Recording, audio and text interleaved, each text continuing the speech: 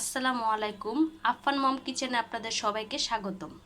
আজ আমি আপনাদের দেখাবো খুদের ভাত রান্না, তার সাথে তিন রকমের ভর্তা। প্রথমে দেখাচ্ছি আলুর ভর্তা। আলুটা আমি সিদ্ধ করে নিব ধুয়ে। তারপর মরিচ ভর্তা, টমেটো ভর্তা, তিন রকমের ভর্তা দেখাবো। এখন আমি আলুটাকে প্রথমে ধুয়ে নিব, ধুয়ে সিদ্ধ বসিয়ে দিব। আলুটা ধুয়ে নেওয়া হয়ে গেছে, এখন আমি সিদ্ধ বসিয়ে দিব। সিদ্ধ এখন বসিয়ে আমি একটু লবণ দিয়ে দিব যেন তাড়াতাড়ি সিদ্ধ হয়ে যায়। লবণ দিয়ে দিলাম, লবণ দিয়ে এখন ঢাকনা দিয়ে দিব। পাশাপাশি আমি খুদের ভাতটা বসিয়ে দিব। পেঁয়াজ কুচি দিয়ে দিব,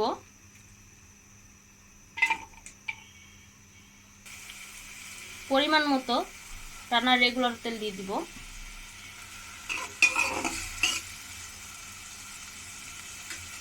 পেঁয়াজটা একটু লাল লাল করে ভাজা হওয়া পর্যন্ত আমি পাশে খুদের ভাতের জন্য যে চালটা রেখেছি সেটাকে ভিজিয়ে রাখবো। বেশিক্ষণের জন্য ভিজাবো না, 1 মিনিটের জন্য ভিজাবো যেন উপর থেকে সবগুলো ময়লা উঠে যায়।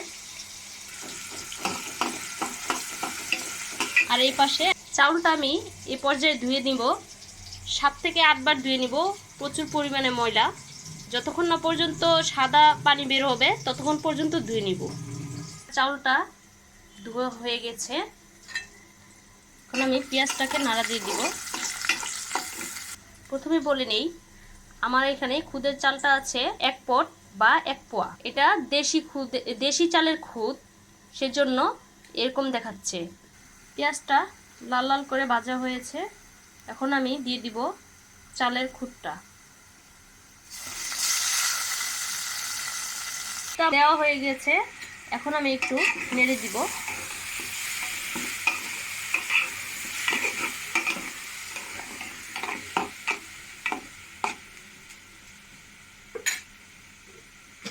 এই পর্যায়ে পরিমাণ মতো লবণ দিয়ে দিব,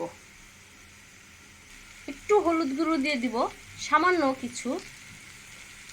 আপনারা চাইলে দিতে পারেন, আবার বাদ দিতে পারেন। একটু নেড়ে দিব। এখন পানি দিয়ে দিব। আমার 1 পট খুদের মধ্যে পানি লাগবে 2 পট।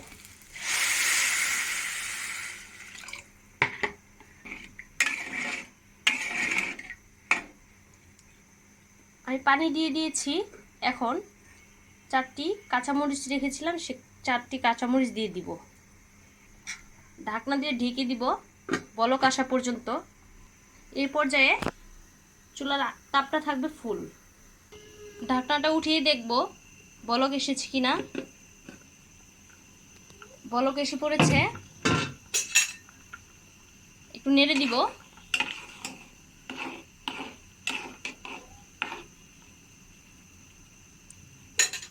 এখন এই পর্যায়ে আবার ঢাকনা দিয়ে দিব। ঢাকনা দিয়ে চুলার তাপটা টিম করে দিব। ফিরে আসবো 5 মিনিট পর। ফিরে আসছি 5 মিনিট পর। এই পর্যায়ে ঢাকনাটা উঠে দেখব, এই তো আমার পানিটা শুকিয়ে গিয়েছে। এখন চালটাও মোটামুটি সিদ্ধ হয়ে গিয়েছে। ভালো করে নাড়া দিয়ে দিব।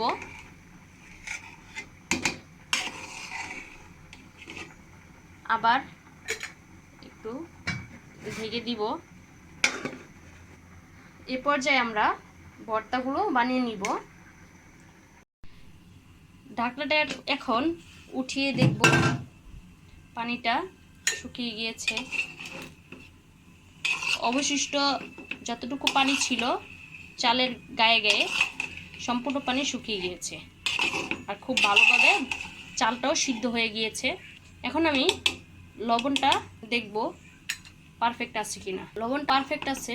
এখন আমি আবার ভাতগুলো একসাথে করে দিব। খুদের ভাত রান্না কমপ্লিট হয়ে গেছে, এখন আমি চুলাটা অফ করে দিব। পাশে যে টমেটোটা দিয়েছিলাম সেটাকে উল্টিয়ে দিব। এপাশে আমি আলুর ভর্তার জন্য মরিচগুলো ভেজে নিব।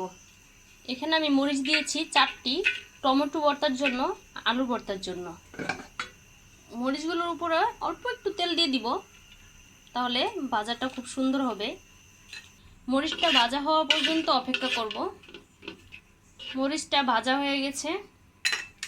পাশে টমেটোটা ভাজার জন্য দিয়েছিলাম, সেটাকে আবার উল্টিয়ে দিব। টমেটোটা ভাজা হওয়া পর্যন্ত অপেক্ষা করব। টমেটোটা ভাজা হয়ে গিয়েছে। টমেটো ভর্তার জন্য পেঁয়াজ কুচি নিয়ে নিব। পেঁয়াজ কুচি নিয়ে নিয়েছি। এখন লবণ দিয়ে দিব, স্বাদ মতো লবণ দিব। একটু মেখে নিব। এখন মরিচ দিয়ে দিব, যে শুকনো মরিচটা ভেজে রেখেছিলাম সেটা দিয়ে দিলাম। মেখে নিব ভালো করে। এখন গরম অবস্থায় টমেটোগুলো দিয়ে দিব। টমেটোটা অনেক গরম, সেজন্য আমি এটা দিয়ে টমেটোটা ম্যাশ করা হয়ে গিয়েছে। এখন টমেটোটাকে হাত দিয়ে একটু মরিচ আর পেঁয়াজের সাথে মিক্স করে দিব। টমেটো ভর্তা কমপ্লিট। এখন বানিয়ে নিব আলু ভর্তা।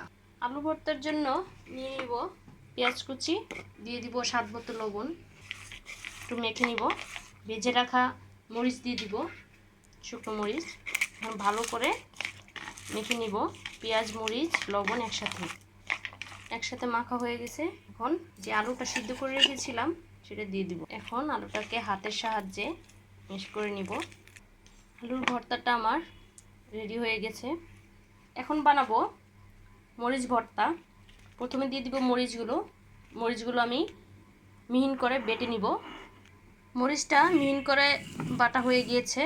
এখন আমি পেঁয়াজ দিয়ে দিব, পরিমাণ মতো পেঁয়াজ দিয়ে দিবেন, রসুন দিব, স্বাদ মতো লবণ দিয়ে দিব। এখন আমি একসাথে এগুলো বেটে নিব।